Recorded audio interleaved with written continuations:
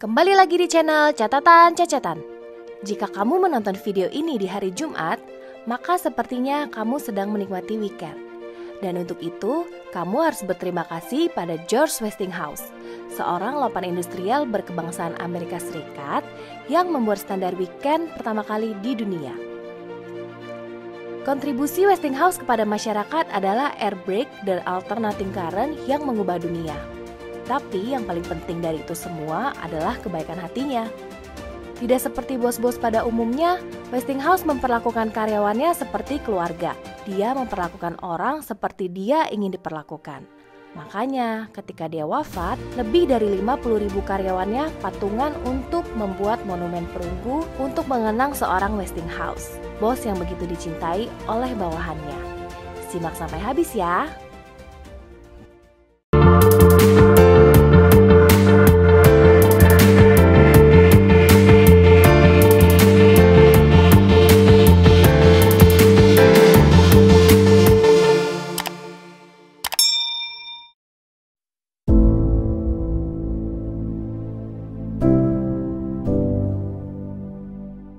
George Westinghouse Jr.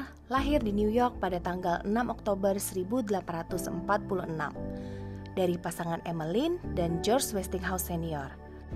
Ayahnya seorang pemilik toko mesin. Saat kecil, George terkenal badung. Di usianya yang ke-13 tahun, dia bosan sama sekolah. Dia lebih memilih bekerja di toko ayahnya. Di sana, dia berkenalan dengan alat perkakas dan spare part. Di kemudian hari, dia menyebut masa-masa ini sebagai pendidikan terbaik yang pernah dia dapatkan. Pada abad ke-15, Perang Sipil di Amerika Serikat pecah. Dia mendaftar di New York National Guard pada usia 17 tahun.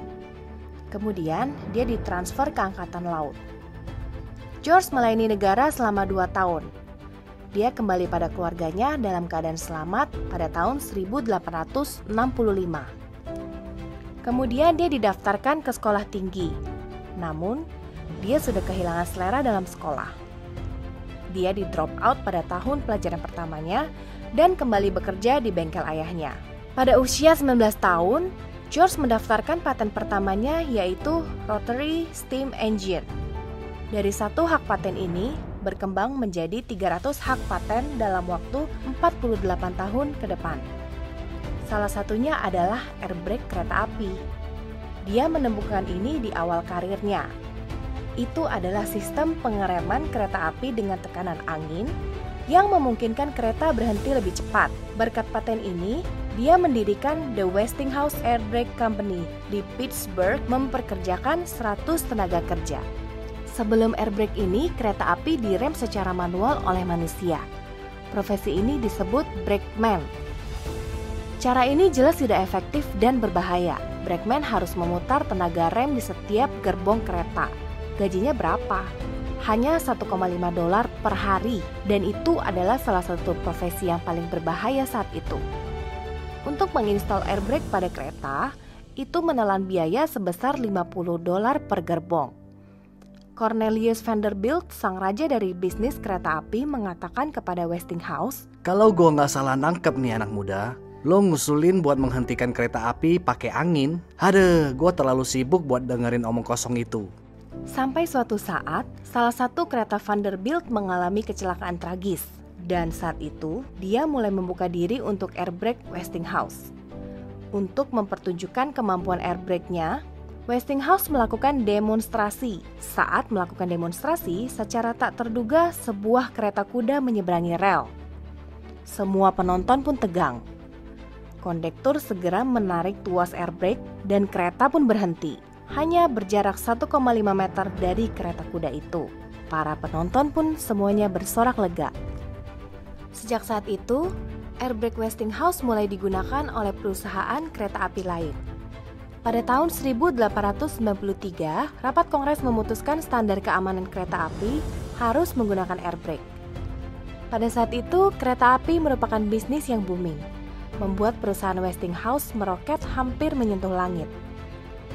Melalui Westinghouse Air Brake Company yang mampu menyediakan dana yang besar, muncul hak paten lainnya di kemudian hari. Sembari George melebarkan sayapnya, dia bertemu dengan sang pujaan hati, Margaret, dan menikahinya.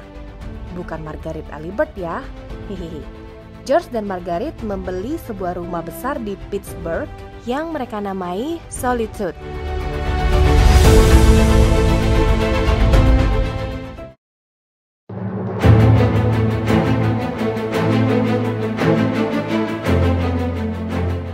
Setelah sukses lewat bisnis air brake, George mulai merambah bisnis lain. Dia mencoba bisnis gas alam dan berakhir dengan sukses besar juga. Di tahun 1880-an, ada satu bisnis yang sedang meroket. Ya, itu adalah elektrik.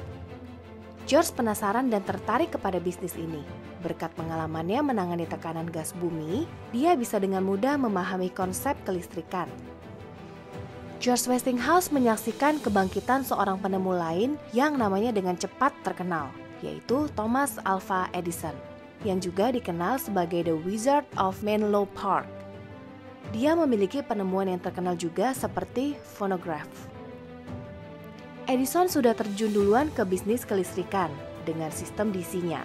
Tahun 1882, Edison Illuminating Company membangun gardu listrik pertama di Amerika Serikat yang dinamai Pearl Street Station. Dan rumah pertama yang menerima manfaat dari listriknya Edison adalah rumah investornya, JP Morgan. Namun Westinghouse melihat ada kekurangan dari sistem DC, yaitu memiliki jangkauan yang pendek. Untuk menerangi kota, Edison harus membangun gardu di hampir setiap pelosok kota. Lalu, bagaimana caranya DC menerangi rumah-rumah di pedalaman, yang rata-rata rumah di sana berjarak sangat jauh satu sama lain? Kemudian Westinghouse dibuat kagum oleh sebuah penemuan baru, yaitu sistem AC, yang mampu menjangkau sangat luas. Tahun 1886, George mendirikan perusahaan Westinghouse Electric and Manufacturing Company. Disinilah perang dengan Edison dimulai. Perang ini dikenal dengan nama War of Currents. Pertarungan ini tidaklah mudah bagi Westinghouse, karena saat itu sistem DC lebih populer. Sampai pada 16 Mei 1888, seorang pemuda melakukan demonstrasi hasil ciptaannya, AC Dynamo Electric Machine. Ya, pemuda itu adalah Nikola Tesla. Ciptaan Tesla ini adalah kunci yang dibutuhkan Westinghouse untuk memenangkan perang ini. Pada Juli 1988, Westinghouse membeli hak paten Tesla ini seharga $60.000 plus royalti sebesar $2,5 per mesin yang diproduksi. Tidak hanya itu, saking kagumnya sama Tesla, George menawarkan Tesla kerjaan sebagai konsultannya dengan gaji $2.000 per bulan. Jumlah itu setara dengan $56.900 untuk saat ini. Wow. Westinghouse bukan hanya seorang penemu yang hebat, dia juga seorang manajer yang hebat pula. Dia selalu meninggalkan egonya di rumah dan selalu melihat potensi dari orang lain dan menghargai pekerjaan mereka. Di sisi lain, Edison sangat bertolak belakang dengannya. Edison sangat keras kepala. Berdasarkan pegawai yang pernah bekerja dengannya, sangat sulit untuk membuat Edison mengakui kesalahannya. Itu yang membuat Edison sulit untuk mengubah haluan. Karena sifat inilah Edison kehilangan aset yang paling berharga yang pernah dimilikinya, Nikola Tesla. Edison mulai khawatir ketika mendengar Tesla bekerja sama dengan Westinghouse. Lalu dia mengadakan kampanye untuk menyebarkan ketakutan pada publik terhadap sistem AC. Untuk membuktikannya, Edison memunculkan sisi gelapnya, bekerja sama dengan The New York Medical Legal Society, sebuah komunitas yang beranggotakan para dokter dan pengacara. Edison menyetrum hewan hidup-hidup hanya untuk menunjukkan bahayanya AC. Dan ketika hewan dirasa kurang cukup, Edison dan komplotannya merekomendasikan cara baru untuk hukuman mati dengan memperkenalkan kursi listrik. Kata eksekusi listrik itu sendiri saat itu masih belum ada. Jadi, Edison dengan jenius mengusulkan sebutan untuk narapidana yang dieksekusi dengan cara ini dengan kata Westinghouse atau di Westinghouse-kan. Sayangnya kursi itu mengalami kecacatan. William Kemmler adalah korban pertamanya. Kemmler divonis hukuman mati dengan cara Westinghouse atas pembunuhan istrinya yang bernama Matilda. Niatnya untuk membuat Kemmler mati dengan cepat malah berubah menjadi eksekusi kejam. Kemmler terpanggang di kursi itu selama 8 menit sebelum benar-benar mati. Dihantam dengan kampanye-kampanye licik, George Westinghouse tidak bergeming. Seiring berjalannya waktu, sistem DC Edison tergeser ke sisi yang kalah. Edison mulai terpinggirkan di perusahaannya sendiri setelah kehilangan kendali saat merger perusahaannya di tahun 1889 yang membentuk Edison General Electric. Tahun 1890, Edison pensiun dari bisnis listrik dan pindah ke bisnis pemurnian biji besi. Dogma anti-AC Edison tidak lagi mempengaruhi perusahaannya. Pada tahun 1889, anak perusahaan Edison Electric melobi untuk menambahkan transmisi daya AC ke sistem mereka. Pada tahun 1890, Edison Machine Works mulai mengembangkan peralatan berbasis AC. Tahun 1893, bagian terpenting dalam War of Currents telah tiba. Bertempat di The Columbian Exposition yang juga dikenal sebagai Chicago World's Fair. Jutaan orang menghadiri acara itu. Saat itu, perusahaan Westinghouse telah dipilih untuk menerangi kota. Tapi, Edison akan melakukan apapun untuk menghentikannya. Sekitar 6 bulan sebelum acara itu dimulai, Edison mengklaim bahwa bohlam yang digunakan Westinghouse terlalu mirip dengan patennya. Dan hakim yang menangani kasus ini setuju dengan Edison dan memutuskan bahwa Westinghouse boleh menerangi kota, tapi tidak boleh menggunakan lampu dengan desain yang mirip dengan punya Edison. Westinghouse segera memproduksi 2 buah lampu yang berbeda, yang dia namai Westinghouse Stopper Lamp. Dalam waktu 1 bulan, pabriknya memproduksi 250.000 buah lampu tersebut. Pada tanggal 1 Mei 1893, Presiden Amerika Serikat Grover Cleveland menekan tombol on. Jutaan pasang mata tidak berkedip menyaksikan pertunjukan lampu paling spektakuler pertama yang ada di dunia. Berkat kesuksesan ini, perusahaan Westinghouse dipercayai kontrak baru untuk membangun pembangkit listrik air terjun Niagara, stasiun hidroelektrik pertama di dunia. Dengan pembangkit listrik ini, Westinghouse dan Tesla berhasil menerangi New York dan memenangkan War of Currents.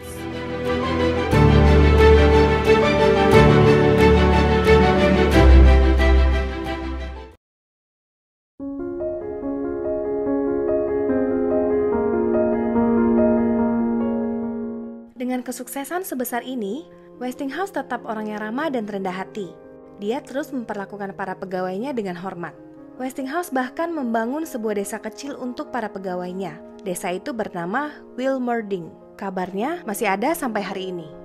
Pekerjanya dikasih rumah tinggal di desa itu lengkap dengan listrik, air bersih, dan juga gas alam. Di sana juga terdapat rumah sakit kecil lengkap dengan perawat, dokter bedah, dan juga apotik. Inilah asuransi karyawan pertama di dunia. Tidak hanya itu, Westinghouse juga memperkenalkan The Weekend, di mana pada hari Sabtu pegawainya hanya kerja setengah hari. Ini membuat iri pekerja di tempat lain yang juga ingin bekerja 6 hari dalam seminggu. Bahkan di perusahaan Andrew Carnegie saat itu menuntut pegawainya untuk bekerja 364 hari dalam 1 tahun. Atas kebaikannya, Westinghouse dicintai oleh semua pegawainya. Mereka bahkan menjulukinya Saint George. Selama mengembangkan penemuan-penemuan baru, Westinghouse juga menggunakan uang pribadinya. Kadang dia juga meminjam ke bank. Tahun 1907 terjadi financial panic. Disinilah kerajaan Westinghouse mulai runtuh. Krisis finansial ini hampir membangkrutkan semua perusahaan di Amerika Serikat. Krisis ini juga berimbas pada perusahaan Westinghouse yang sebagian besar duitnya nyangkut di bank. Tesla dan George Westinghouse tidak bisa berbuat banyak atas ini. Bagi JP Morgan, ini adalah kesempatan langka yang ditunggu-tunggu. 11 tahun sebelumnya, berkat bantuan financial, Adolph Oaks mampu mengakuisisi perusahaan koran The New York Times seharga 75.000 US dollar. 25.000 US dollar berasal dari pinjaman yang diberikan oleh Morgan. Melalui koran ini, Morgan terus menekan Westinghouse dengan membuat berita-berita yang menjatuhkannya. Dengan kondisi Wall Street yang lagi panik, ditambah fundamental negatif dari Morgan, para pemegang saham ramai-ramai pun mulai melepas sahamnya. Tidak mampu membayar hutangnya, Westinghouse akhirnya diskakmat. Perusahaan Westinghouse Electric jatuh ke tangan JP Morgan.